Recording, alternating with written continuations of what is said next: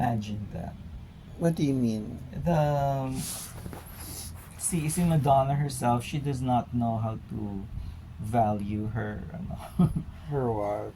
her songs kasi parang okay lang sa kanya gagawin ding B-side yung Vogue. Kasi Vogue was not written B-side for of a of a single. single. It was not written for any album really. So parang stand-alone, parang Into the Groove. So, Ano ang side A nung Into the Groove? yung side A, yung Angel. Ano yung You're Angel? an angel.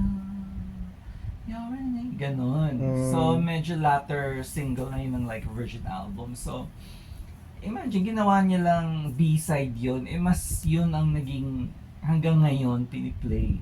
Hanggang Oo. ngayon, it's known song of hers. Pero- And now, Angel, nobody knows Angel now.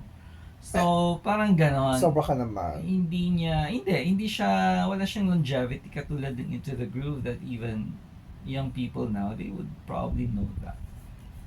They've heard of it. But Angel is not anymore played. Hindi, siguro kasi yung Into the Groove, hindi siya typically sumisikat. Or, Into the Groove during that time, parang hindi siya hindi siya yun yung favorite, but they want Actually, to it was- introduce it. No, Hindi, it yung was when it was, favorite. hindi, yung yung na-play na, pero yung decision-making process, habang sinasabi nilang, anong ipang sa side B natin, because, wala bang single na ang side A at side B isang kanta? May meron memory din. ka ba Usually, nun? ang side B niya is the remix version or instrumental. Of the Kung- same song? If it's the same song, usually it's an instrumental of version of it. Ganun. Pero, pwede rin, it's another song in that same album, yung mga fillers na, yung gagawin mo. Baka akala mo lang na, bakit siya ginawang Hindi, kasi Into the Groove was written for a movie? the movie. So, outside siya ng Like a Virgin album itself. So, it's So, sinabi not- ba ni Madonna na, we didn't think it was going to, so filler lang. Actually, hindi naman talaga kasi siya nagde-decide. Yun is the moguls. Or Tapos, baka the moguls yung were, moguls, ayaw nila, kasi may momentum pa yung Like a Virgin. So, ang thinking nila, let's not disrupt maintain the momentum. And so, B-side lang itong Into the Groove. but the fact na B-side siya, na-push siya into the, Pero, kaya hindi Into siya the mag-chart. universe. Ang charting kasi nung charting rules nun, you don't chart the B-side.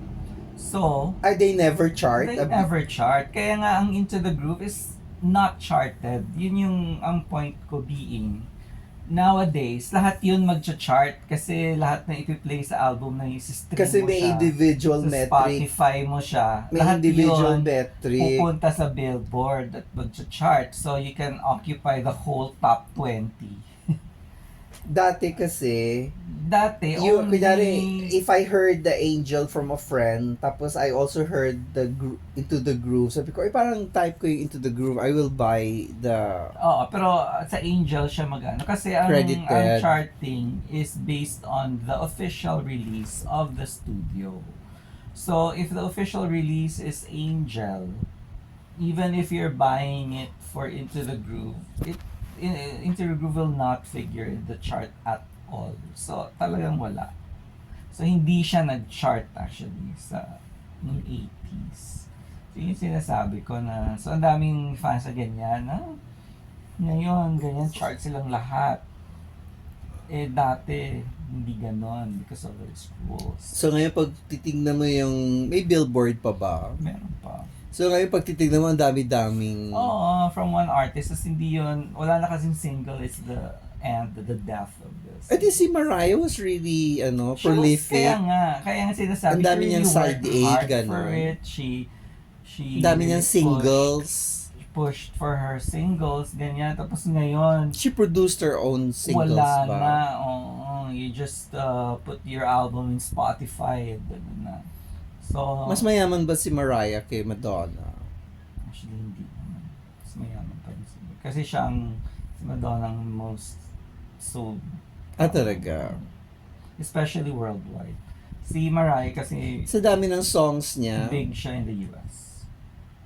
si Madonna worldwide, Ano gano'n. yung kanya worldwide. So, siya sa nasa Guinness, di ba? Si Madonna. Yes. Kailan siya nalagay sa Guinness? Matagal na. Tagal na siyang Yung bata pa tayo. best-selling. Oh. Higit pa kay sino nga yung asawa ni sino nga yung sino yan? Ay, hindi ko matandaan. Si Elvis Presley. Si higit pa kay Billie Jean, sino nga yan? Hindi, si Mike, hindi, female. When I say record, for female. So, sa male, si Michael Jackson, and more pa din siya. Tapos, I think Beatles din more. Pero yun nga, solo female. Sino ba? Ang galing. Tapos yung Vogue was about to become like that into the groove. Kasi hindi siya, tapos na yung Like a Prayer nun. Tapos wala pang next album. So parang floating ano siya. So i-B-side siya sa Keep It Together, which is a really obscure Madonna song, diba? Nobody knows it. So, muntik na siya maganon. Tapos, may nakarinig na mogul na sabi niya, oh my God, this is a hit. Let's release this Sino mogul yan? sa Warner. So, ni-release siya Warner. separately with video. So, ayun, it's one of Madonna's iconic songs. Warner. Yun ba yung label ni nung estudyante mo? Na nagbabasking? Yes. Wow, same league as Madonna in her younger days. It's wonderful. Ano pa yung ganyan ni Madonna na nakabilang pero sumikat din? Yun na yun, Into the Groove. Wala nang ganon? Alin pang Ayun na nga, Vogue was almost, but ginawa nilang ginawa Side na A? nilang single, separate single with video. Kaya with video? talagang it went to number 1, ganyan. But it almost, imagine, it almost became another fiasco. Ano ang unang song ni Madonna? Kalibutan ko. Borderline. Borderline. Yun yung Holiday, actually. Holiday, yung hindi pa siya sikat, yung sumikat siya bigla. Pero may MTV na kaagad yun, wala. Holiday wala siya. Ang Borderline. Yun ang first MTV niya. No, Burning Up.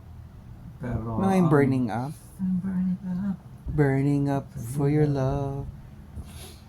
Pero sumikat talaga siya nung nag-Borderline. Borderline. Kasi anong pelikula yon? Wala. It's just a song.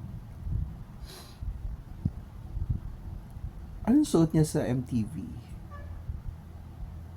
Iba-iba. Pero yung, alam mo yung her icon, 80s na marami siyang Oo. bling. Metals.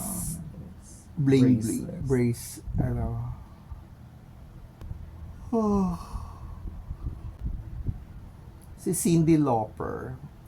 May ganyan siya na A and B, yung B ang sumikat. Parang wala. Or Sa because kanya, you weren't following her.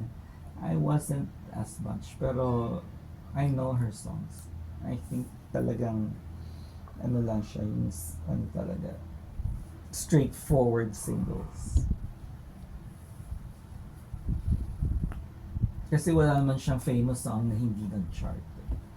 Parang wala akong nakita dyang, may 45 ka ba? Ni Madonna?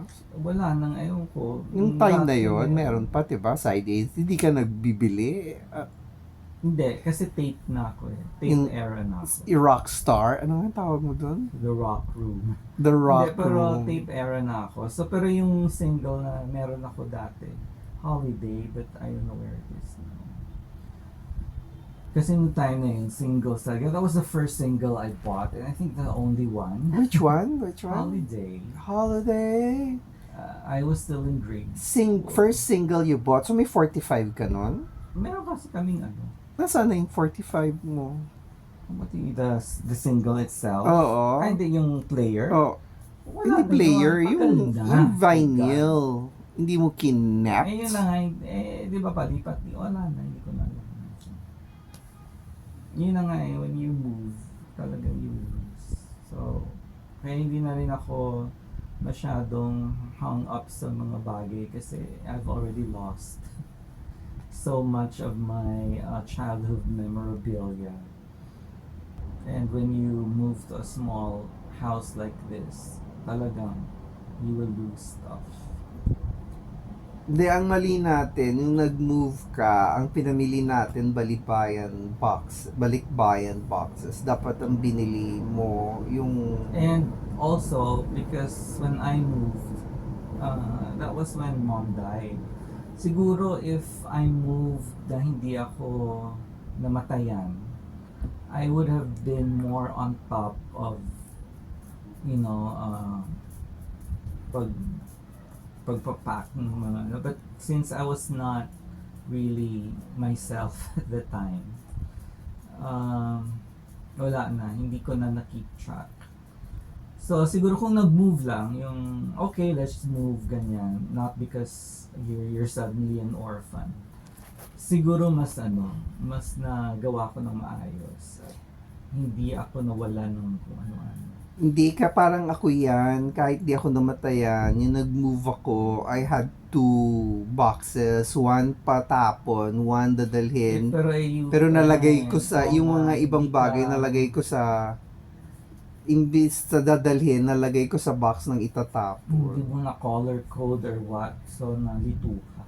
Dapat may nag-audit nung, ano tong trash mo, ha? Tatapon Tapos mo since to. yung box na yung trash, hindi mo na siya kinalimutan mo na siya pagka lagay mo doon. Ang mental note is trashed. Or the trash, before you finally trash it, you audit again. Pero matrabaho kasi yun. So, ang tendency niyan, delete na agad. From- Delete file. From Into the Groove, bigla tayong why did we talk about it nga? Because of the single. Oh, the I single. lost it. That was a memorabilia. That was a collector's item. Kasi yung mga tape ko, I don't know where they are. So, Pati those ba are ano yung still tapes mo dyan? Original tapes Wala ka ng From- tapes dyan. Ako din lahat ng tapes ko. from the 80s. Wala na. Mga Enrique Iglesias ko, wala. Tapos, I updated sa CD. Tapos yung CD ko na Madonna and yung mga ko talagang CD. Nakalagay siya sa parang may box na binili si mom from yung CD rack na maliit. So lahat ng Madonna ko nandun. Yun pa talaga ang nawala. Oh, really? So, ang mga CDs dyan, hindi yun yung nakalagay doon. So, yung pinaka-importanting CDs sa akin, yun ang hindi ko na mahanap. Yung yan, hindi na yan. Kaya yung iba dyan, I had to buy to replace. So, hindi na siya yung original. So, that's what I'm saying. I've already lost so much. So, I don't really care that much anymore. Kasi, wala na. Tapos what do I have here? Mga educational stuff na I don't really care about. Yun. Parang when you think about it, kasi work mo yun. oo nga eh. Exactly. So when you think about it, okay, you have those stuff. You don't need anything, but of course it meant money. So, nandun na ako sa mindset. Doesn't really matter. Sa kaya yung mga librong nilagak ko sa Claret, sa kaya nila, I hope they all ended up in real libraries at hindi nila tinapon lang din. Bookstore nga ni F. Chanel nung binibenta ng anak niya. That's just your legacy when you're dead. Treasure lahat They yung don't, when you're dead, you're dead. Legacy depends on the living.